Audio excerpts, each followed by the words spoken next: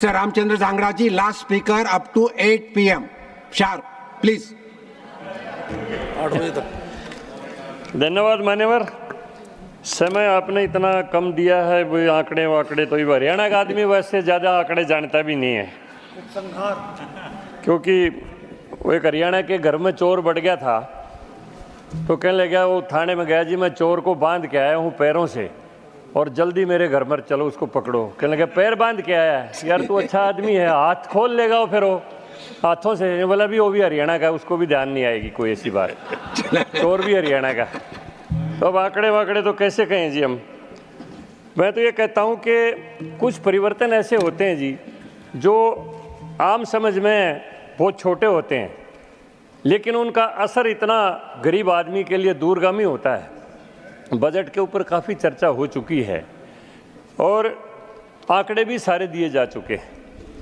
देखिए, मैं एक बात कहूँगा, यूपीएससी के एग्ज़ाम हमेशा अंग्रेजी में होते थे, इंटरव्यू भी अंग्रेजी में होते थे। गांव में प्रतिभाओं की कोई कमी नहीं है, लेकिन भाषा की उनके सामने कठिनाई थी। प्रधानमंत्री जी ने इतना ऐतिहासिक दूरगामी निर्णय लिया कि यूपीएससी के एग्ज़ाम में भी अपनी मातृभाषा और हिंदी भाषा को लागू कर दिया। और मान्यवर, इसका परिणाम इतना सुंदर हुआ, साधारण घरों के बच्चे आईएएस और आईपीएस बनने लगे, क्योंकि भाषा की कठिनाई उनके जो सामने थी वो दूर होगी। ये निर्णय बहुत छोटा सा दिखाई देता है, लेकिन गरीब आदमी के लिए इसके कितने दूरगामी परिणाम हैं, ये सारे देश के सामने अब बातें आई हैं।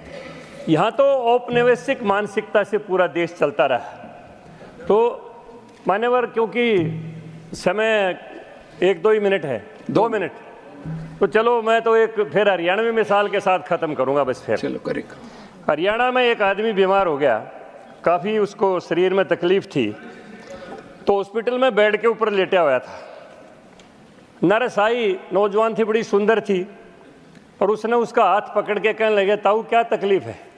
तो कहने लगा, हाथ पकड़े रहे बस, मेरा कोई तकलीफ नहीं। यानी मोदी जी हमारा हाथ पकड़े रहो, फिर हमने कोई तकलीफ नहीं, सारी तकलीफ दूर हो जाती है जब मोदी जी हाथ पकड़े हुए हैं। तो मैं इन्हीं बातों के साथ, आपने 2 मिनट